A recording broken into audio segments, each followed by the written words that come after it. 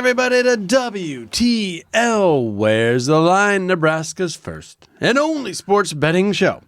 I'm your host, Andy Class, and I'm joined by Jabron. Oh, the Parlay Pounder. Yes, sir. We're back. All right, we talked a little NCAA basketball, some UFC Fight Night, For sure. and look back at 298. Should we talk about the association? We have to. The NBA coming off. Oh, what a fun Oh, my God. All-Star game. What a display that was. I was a little surprised with how much I felt heat was being put on the players to perform and to do better by ex-players, and everyone else with a camera or whatever. Yeah. And then they came out and did exactly what. Oh, my gosh. No, everybody was hoping that it was going to be different than it has in past years, but no, there's no incentives for them to do it, and they don't really care about the weekend. They want to be rested and go up and throw up half-court shots.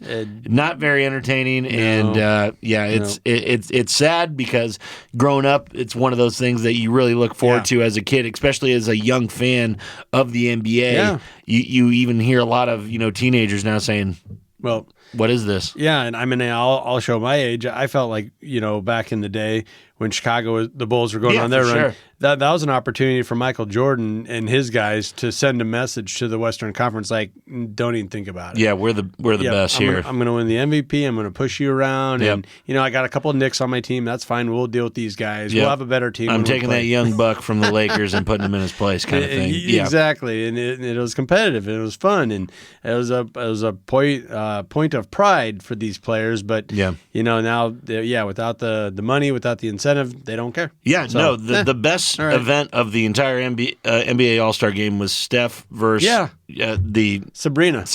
Yeah. That is the best event that they could put on. When you're putting NBA players that aren't actually NBA players in the slam dunk contest and people shooting left-handed threes and stuff like this, it's when they're not left-handed. Is this back-to-back dunk contest won by guys out of the G League? It's McClung, both of them. Yeah, ridiculous. Out of the G League. They suit him up for one weekend a year.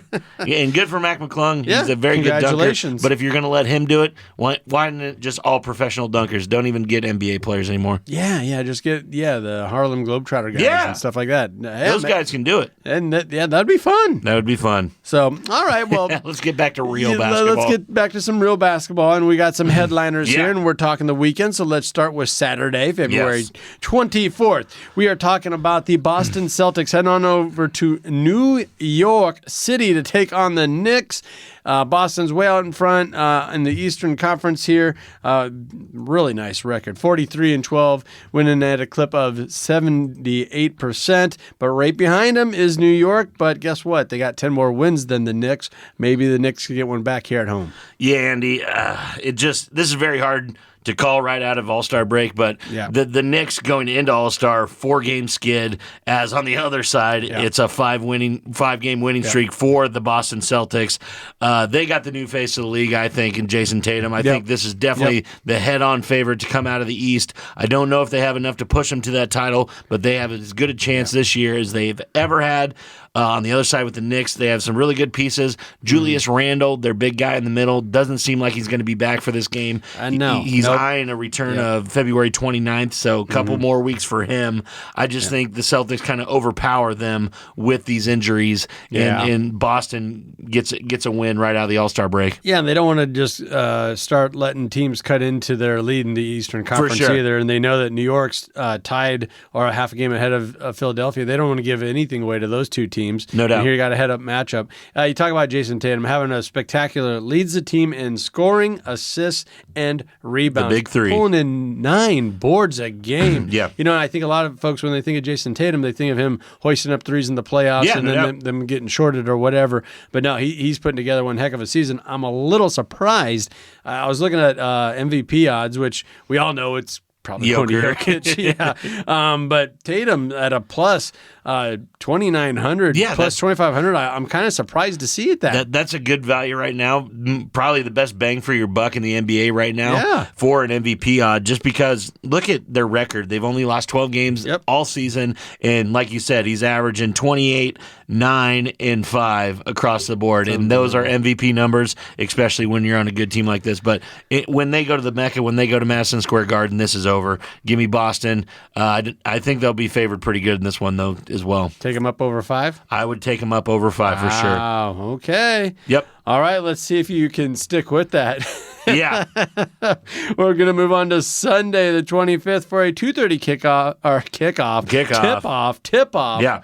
On ABC. Your L.A. Lakers heading on over to Phoenix. Similar records, but Phoenix does have a couple games up on them in the Western Conference standings.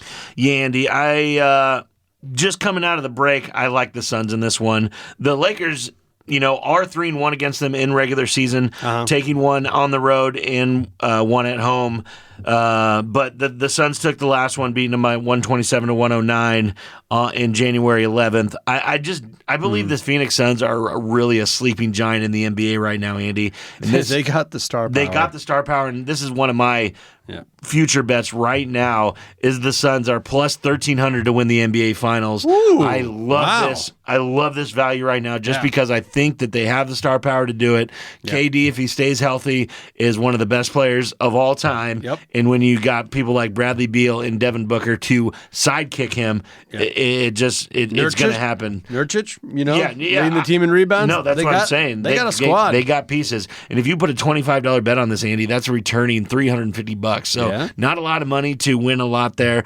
But just this game in general, Anthony Davis, if he plays well, he's going to pose a threat to them. Yeah. But I believe LeBron coming off he sat pretty much the entire All-Star game, so he should be well rested. He's still on the injury report with an ankle. Yeah, no doubt. He's going to be on it every game. But no, I really like the Suns to come out and, I do believe the Lakers have a very good chance of making the playoffs. They're sitting right there in ninth place right now, only 3 games out of 6th place to get in without doing the play-in tournament. Right. And I believe that's a good bet right now, too, is the LA Lakers to make playoffs is a plus 105 on DraftKings right now. I believe that's a very good value. I believe they're going to make it. But I do not like them at Phoenix coming off the All-Star break. Right, because not only did the Lakers guys get some rest, but so did the Phoenix guys. And, of course, I saw a bunch of chatter about Kevin. He can't keep himself out of the headlines. No, he can't. He's always got a chip on his shoulder. People are always picking on him.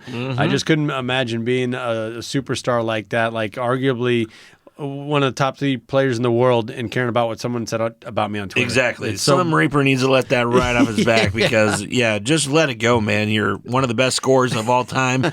You don't need to get burners and fake Twitter accounts to get back at these fans. And I like the 1-2 punch of Durant and Booker. No doubt. Booker's averaging 28 points per game, and he still doesn't lead the team in scoring. No. Because of KD. The really uptick in Booker's game has been that assist total, Andy. He's averaging just at 7 a game, which is huge for Devin Booker in this team. So give me the Suns. I still like the Lakers down the stretch if this gets into a playoff series, but I like Phoenix right now. All right, well, let's cap off our NBA weekend with a Sunday 6 p.m. tip-off.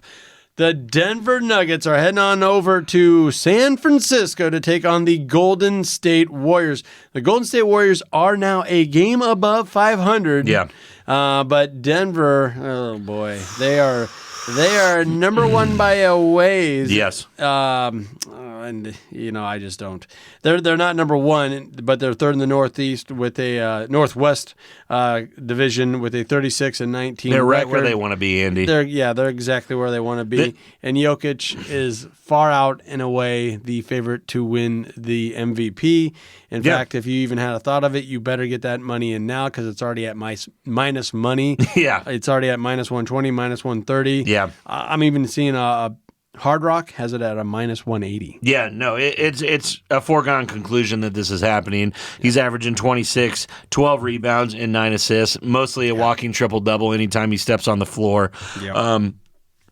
There are a couple things.